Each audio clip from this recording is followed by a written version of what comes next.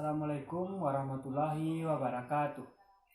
Puji syukur marilah kita ucapkan kepada Allah Subhanahu wa taala yang mana yang telah melimpahkan rahmat dan karunia-Nya kepada kita semua sehingga kita dapat berkumpul di ruangan ini dalam acara seminar proposal pada mata kuliah seminar.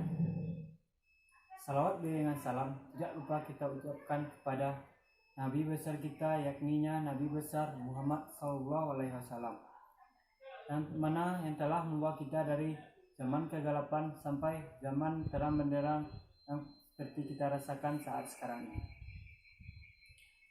Terima kasih kepada Bapak Dr. Andes Zainul Johar MPD dan Ibu Yuni Astuti SPD MPD selaku pembimbing mata kuliah seminar. Baik, perkenalkan, nama saya Ananda Ilham dari jurusan Pendidikan Olahraga. Baik, di sini judul proposal saya hubungan antara daya ledak otot tungkai, kekuatan otot perut, dan kelentukan sendi panggul dengan kecepatan tendangan sabit pesilat Satria Muda Indonesia Kota Bukit Tinggi. Baik, di sini ada dua pembahasan kita bahas, itu yang pertama pendahuluan dan kajian teori. Yang pertama pendahuluan yang kita bahas latar belakang masalah, identifikasi masalah, pembatasan masalah, tujuan penelitian, manfaat penelitian. Dan di kajian teori yang kita bahas yaitu hakikat pencak silat, tendangan dalam pencak silat, daya ledak otot tungkai, kekuatan otot perut, dan keseimbangan. Baik, kita langsung masuk pada pembahasan pertama, pendahuluan. Pertama, latar belakang masalah. Pencak silat merupakan cabang olahraga bela diri yang digali dan diwarisi oleh nenek moyang bangsa Indonesia. Di Indonesia sendiri, istilah pencak silat mulai dipakai setelah berdirinya organisasi IPSI atau Ikatan Pencak Silat Seluruh Indonesia. Sebelumnya, di daerah Sumatera lebih dikenal dengan istilah silat, sedangkan Jawa dengan istilah pencak. Sekarang pencak silat semakin populer, banyak digemari oleh masyarakat, bukan saja masyarakat Indonesia maupun masyarakat mancanegara. Dalam dunia pencak silat terdapat banyak perguruan pencak silat, antara lain Satria Muda Indonesia, PSHT, Merpati Putih, Persinas Asad, Persai Diri, Pesilat Betawi, Tapak Suci, dan lain-lain sebagainya.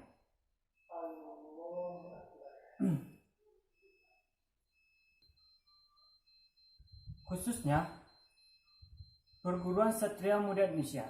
Dalam perguruan Satria Muda Indonesia terdapat tingkatan sabuk.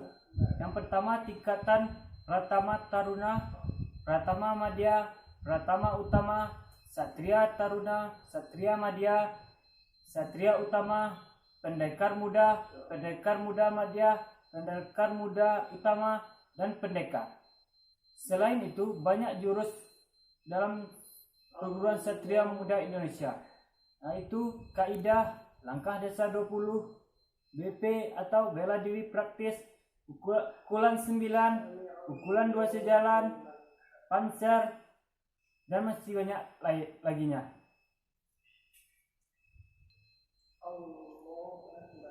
Teknik tendangan merupakan salah satu teknik serangan penting dalam pencak silat. Menurut Bambang Sudyono tahun 2000 halaman 11, serangan adalah usaha pembelaan diri dengan menggunakan seluruh bagian tubuh dan anggota badan untuk mengenai sasaran tetap pada bagian tubuh lawan. Dalam pertandingan pencak silat, penggunaan serang kaki memiliki beberapa keuntungan. Keuntungan dari tendangan diantaranya itu mempunyai nilai besar dari pukulan, yaitu nilai tendangan 2, sedangkan pukulan 1.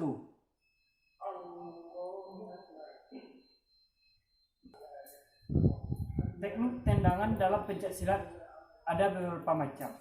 Pertama, tendangan depan, tendangan samping, tendangan busur, tendangan belakang, dan tendangan P. Tendangan sabit merupakan salah satu tendangan sering digunakan untuk melakukan serangan dalam pertandingan pencak silat. Peningkatan prestasi pencak silat bagi para pesilat dapat ditingkat jika program latihannya disusun secara tepat. Menurut Agung Nugroho tahun 2001 halaman 62, faktor mempengaruhinya itu faktor mental, faktor pembinaan, teknik, dan juga perlu diketahui lebih dahulu perkembangan otot yang dimiliki oleh masing-masing pesilat. Aspek fisik merupakan komponen yang sangat mendasar untuk menentukan kemampuan seorang atlet dalam menyelesaikan suatu program latihan maupun kondisi yang prima dalam suatu pertandingan. Sehubungan dengan permasalahan tersebut, maka akan dilakukan penelitian tentang hubungan antara daya ledak otot tungkai, kekuatan otot perut, dan kelentukan sendi panggul dengan kecepatan tendangan sabit pada pesilat Satria Muda Indonesia Kota Bukit Tinggi. Selanjutnya masuk pada identifikasi masalah. Berdasarkan latar belakang masalah di atas, maka timbullah beberapa penelitian sebagai berikut. Penelitian belum mengetahui tingkat daya ledak otot tungkai pada pesilat Satria Muda Indonesia Kota Bukit Tinggi. Pelatih belum mengetahui tingkat kelentukan otot perut pada pesilat Satria Muda Indonesia Kota Bukit Tinggi. Selanjutnya, pelatih belum mengetahui tingkat kelentukan sendi panggul pada pesilat Satria Muda Indonesia Kota Bukit Tinggi. Selanjutnya, pelatih harus menambah porsi latihan kecepatan tendangan sabit pada pesilat Satria Muda Indonesia Kota Bukit Tinggi. Selanjutnya, belum diketahui hubungan daya ledak otot tungkai, kekuatan otot perut, dan kelentukan sendi panggul dengan kecepatan tendangan sabit pada pesilat Satria Muda Indonesia Kota Bukit Tinggi. Selanjutnya masuk pada batasan masalah. Dengan mengingatkan betapa luasnya permasalahan muncul dalam menunjukkan peningkatan kecepatan tendangan sabit pencak silat sesuai dengan identifikasi masalah di atas, maka peneliti ingin dibatasi kepada hubungan daya ledak otot tungkai, kekuatan otot perut, dan kelentukan sendi panggul terhadap tendangan sabit pada pesilat Satria Muda Indonesia Kota Bukit Tinggi. Rumusan masalah ada beberapa hubungan masalah. 1. Adakah hubungan antara daya ledak otot tungkai dengan kecepatan tendangan sabit pada pesilat Satria Muda Indonesia Kota Bukit Tinggi? 2. Ada hubungan antara kekuatan otot perut dengan kecepatan tendangan sabit pesilat Satria Muda Indonesia Kota Bukit Tinggi? 3. Adakah hubungan antara kelentukan sendi panggul dengan kecepatan tendangan sabit pesilat Satria Muda Indonesia Kota Bukit Tinggi? Selanjutnya, adakah hubungan antara daya ledak otot tungkai, kekuatan otot perut, dan kelentukan sendi panggul dengan kecepatan tendangan sabit pada pesilat Satria Muda Indonesia Kota Bukit Tinggi? Tujuan penelitian untuk mengetahui hubungan daya ledak otot tungkai dan kecepatan tendangan sabit silat Satria Muda Indonesia Kota Bukit Tinggi, mengetahui hubungan daya ledak otot tungkai, kekuatan otot perut, dan kelentukan sendi panggul dengan kecepatan tendangan sabit pada silat Satria Muda Indonesia Kota Bukit Tinggi. Manfaat penelitian. Ada beberapa manfaat penelitian, yaitu manfaat teoritis, memberikan perkembangan pengetahuan dan memberikan gambaran tentang hubungan daya ledak otot tungkai, kekuatan otot perut, dan kelentukan sendi panggul terhadap kecepatan tendangan sabit. Penelitian ini dapat dijadikan kajian penelitian selanjutnya agar hasil ini dapat lebih bagus. Manfaat praktis bagi pelatih dapat mengetahui hubungan signifikan antara daya ledak otot tungkai, kekuatan otot perut, dan kelentukan sendi panggul terhadap kecepatan tendangan sabit. Bagi pesilat dapat mengetahui hubungan signifikan antara daya ledak otot tungkai, kekuatan otot perut, dan kelentukan sendi panggul terhadap kecepatan tendangan sabit sehingga dapat lebih terpacu lagi. Selanjutnya kita masuk kepada kajian teori. Nah, pertama, hakikat pencak silat, yaitu pengertian pencak silat. Pencak silat telah diakui sebagai sebuah cabang olahraga tradisional warisan budaya luhur bangsa Indonesia. Sudah menjadi kewajiban kita untuk melestarikan dan mengembangkannya. Menurut Oong Mariono 1999 halaman 4, pencak silat berarti permainan atau keahlian dalam mempertahankan diri dengan kepandaian menangkis, menyerang, membela diri baik dengan tanpa senjata. Selanjutnya, menurut Bambang Sudiono 2000 halaman 1, secara umum pencak silat memiliki ciri menggunakan seluruh bagian tubuh dan anggota badan sebagai alat penyerangan dan pembelaan diri. Dapat dilakukan dengan atau tanpa alat, tidak memerlukan senjata tentu, tapi apapun dapat dijadikan senjata. Di samping itu, pencak silat mempunyai aspek sebagai satu kesatuan, yaitu aspek akhlak kerohanian, aspek di bela diri, aspek seni, dan aspek olahraga menurut Bambang Sudiono tahun 2000 halaman 2. Unsur teknik dasar pencak silat menurut Agung Nugroho tahun 2004 halaman 5, teknik pencak silat adalah belaan, yaitu tangkisan, elakan, hindaran, dan tangkisan. Serangan yaitu pukulan, tendangan, jatuhan, dan kuncian. Teknik bawah yaitu sapuan bawah, sirkel bawah, guntingan. Kesamaan teknik dasar yang harus dikuasai oleh semua bela diri yaitu sikap kuda-kuda.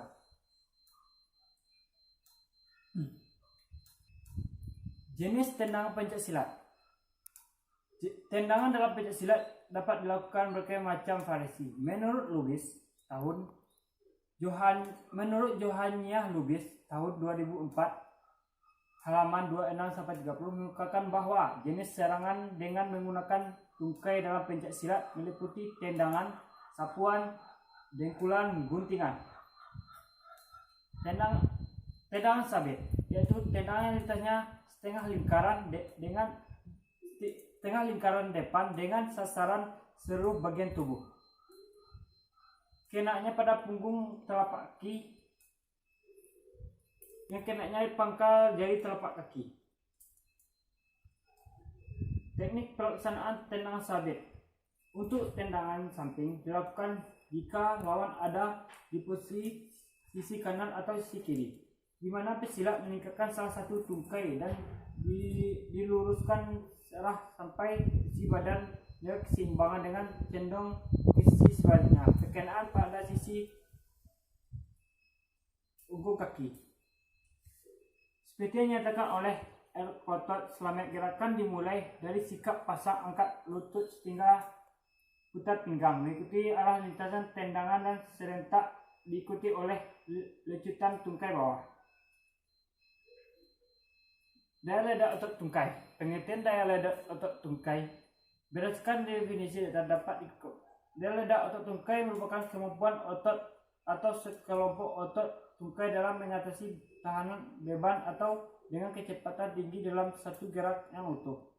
Daya ledak otot tungkai adalah kemampuan otot tungkai untuk melakukan kerja atau gerakan secara eksplosif yang melibatkan otot tungkai sebagai penggerak utama.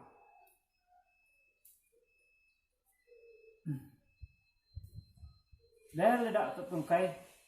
Pengertian kekuatan otot perut menurut Rusli Lutan, Sarjana Prawira Saputra, dan Ucup Yusuf tahun 1999 sampai 2000 halaman 66. Kekuatan otot adalah kemampuan badan dalam menggunakan daya serabut otot yang ada dalam otot akan memberikan respon apabila dikenakan beban dalam latihan. Melalui kekuatan otot yang benar, maka beberapa komponen biomotor yang lain juga akan terpengaruh, meningkatkan diantaranya kecepatan, getaran otot, koordinasi, power, dan eksplosif, kelentukan, dan ketangkasan. Kelentukan sendi panggul. Menurut Rusli Lutan tahun 1992, halaman 114, faktor utama dalam pengaruh kelentukan seorang adalah bentuk sendi, elastis otot, dan ligamen. Baik dan tidaknya kelentukan seorang dipengaruhi oleh faktor internal dan faktor eksternal. Umur dan jenis kelamin merupakan faktor yang dominan mempengaruhi kelentukan seorang. Kelentukan dapat dikembangkan melalui latihan otot dan latihan perluas ruang gerak sendi. Kecepatan tendangan.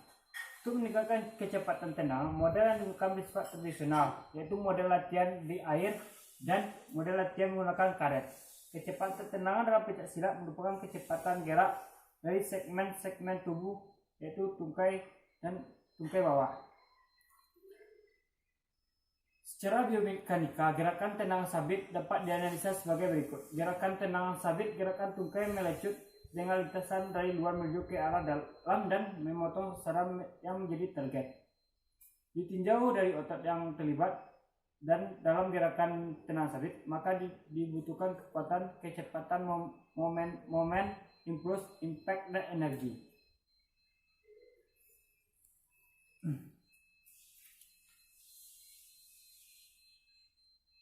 Sekian materi dari saya. Apabila ada kata-kata saya yang salah, saya mohon maaf. Assalamualaikum warahmatullahi wabarakatuh.